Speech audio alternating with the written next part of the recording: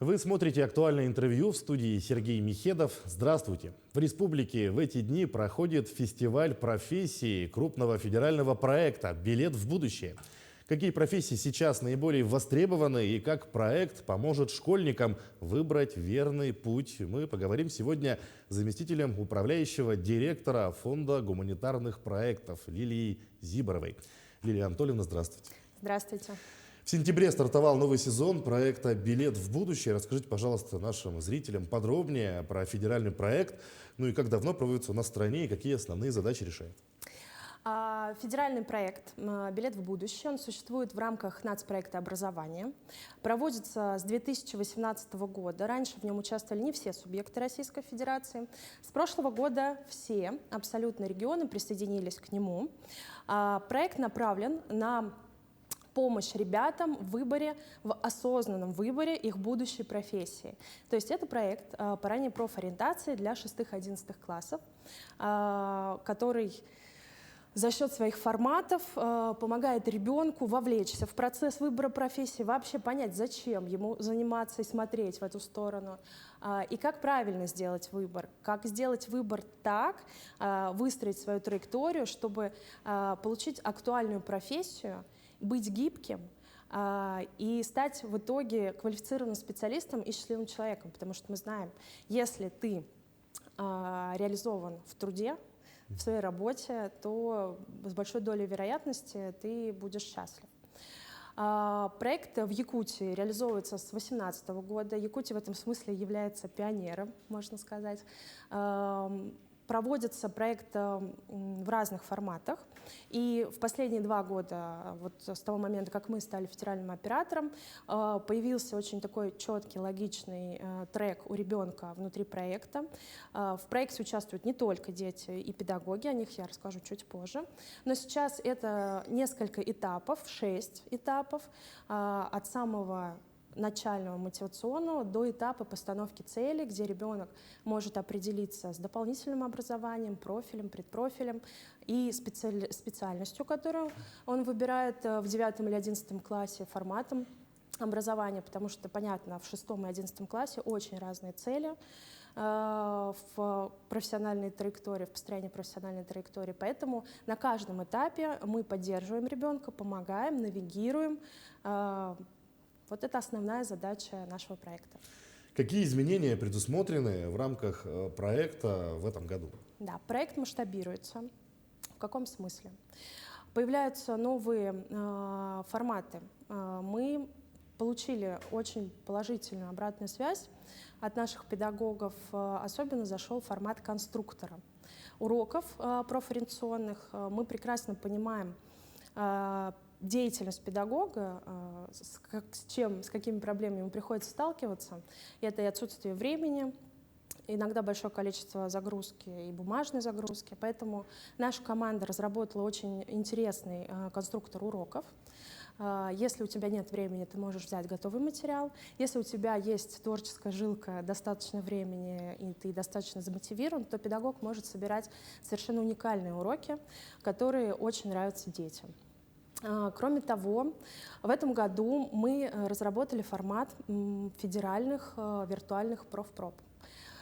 С чем вообще это было связано? С тем, что основной формат такого практического касания с профессией профпроба, к сожалению, у нас не такой большой объем, как хотелось бы вот этих квот, когда ребенок может прийти в какой-то колледж или к работодателю и попробовать на практике прикоснуться к какой-то профессии.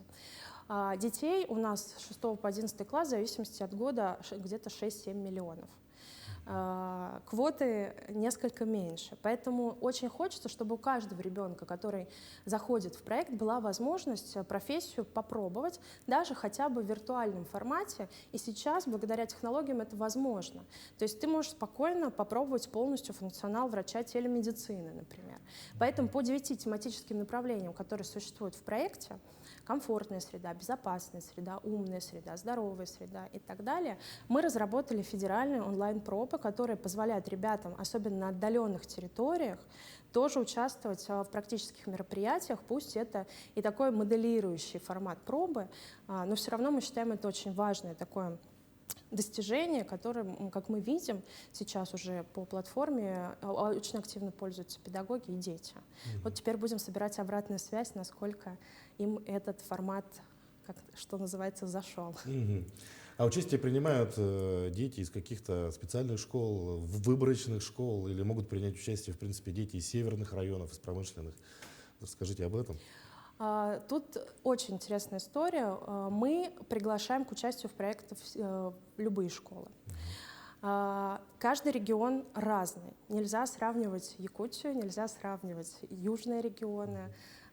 Очень разная действительно и логистическая история, доступность. Поэтому мы собираем эти форматы как раз для того, чтобы у ребят из отдаленных регионов, из северных регионов была возможность тоже в проекте поучаствовать. Конкурсной основы нет. То есть если школа хочет, если в школе есть хотя бы один педагог-навигатор, школа участвует в проекте, мы собираем заявки в этом году. Есть такой формат, как демо-кабинет, куда может зайти и ребенок, и педагог, и оставить заявку. Все эти заявки отправляются региональным операторам, обрабатываются, и по желанию школа присоединяется к проекту.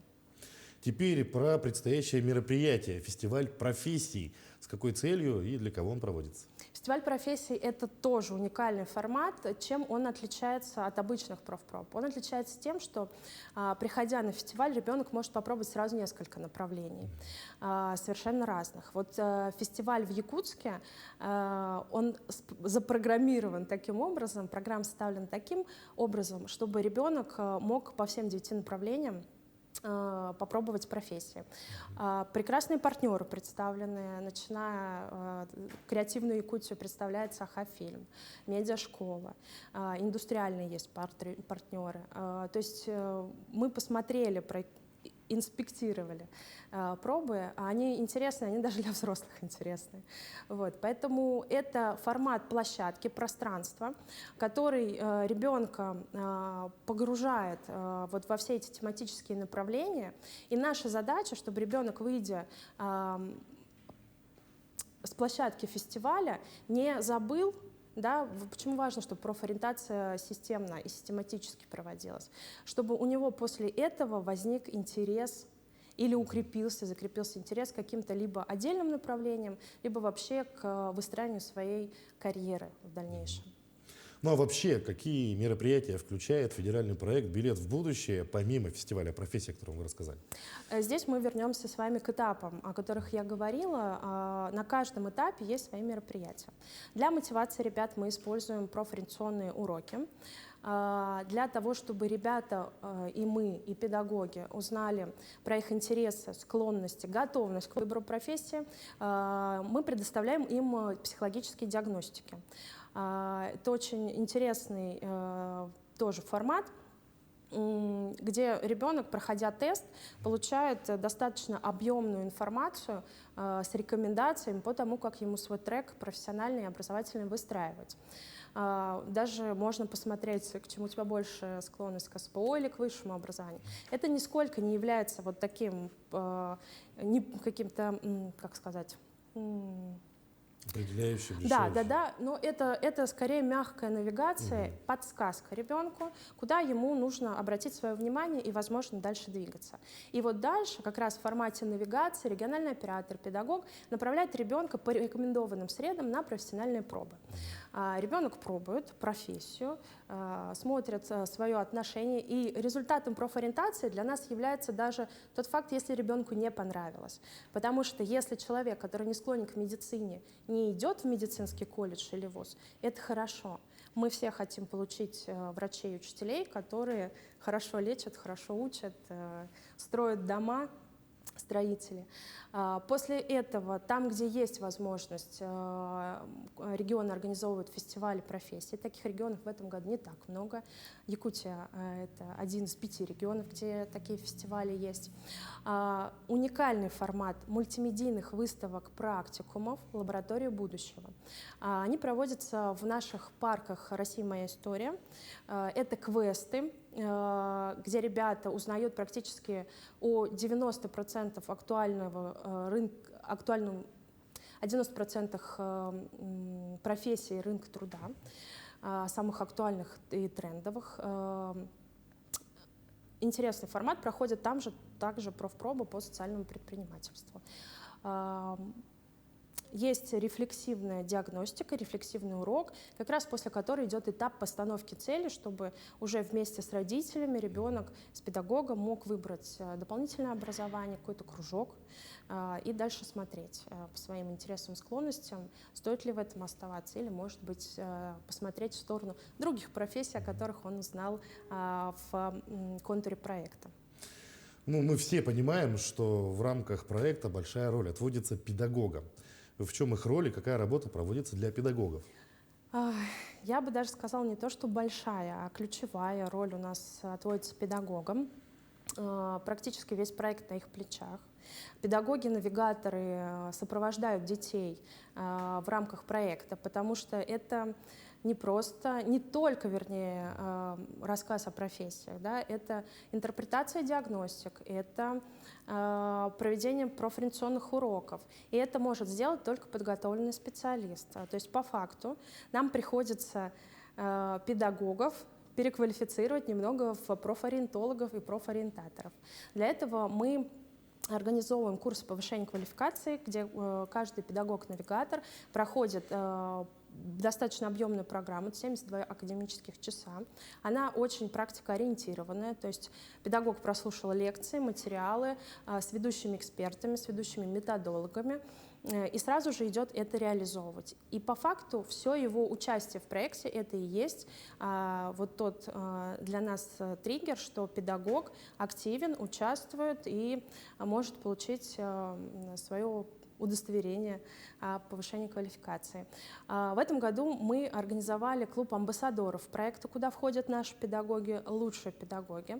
На данный момент их уже больше 500, а активных педагогов у нас уже больше 7 тысяч. За 2 года больше 13 тысяч поучаствовало в образовательной программе. И мы считаем очень важно сохранять вот это экспертное сообщество, потому что благодаря педагогам рождаются уникальные педагогические профориентационные практики. У нас, правда, очень крутые педагоги в стране.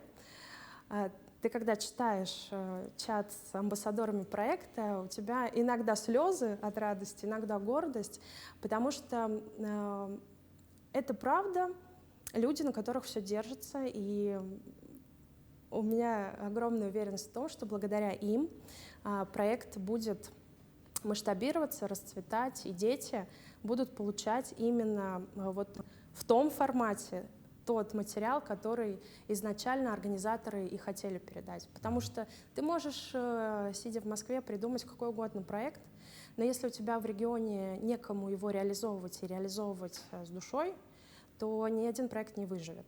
Поэтому педагогам огромная благодарность. Вот, мы очень ценим. Ну, а нам остается пожелать всем учителям, педагогам удачи на этом проекте, ну а как можно большему числу наших школьников все-таки определиться и выбрать себе профессию, чем заняться в жизни. Лилия Анатольевна, спасибо, что нашли время, пришли к нам, ответили на наши вопросы. Желаем вам успехов в проведении ваших мероприятий. Благодарю. Ну, я напомню, вы смотрели актуальное интервью, оставайтесь на нашем канале.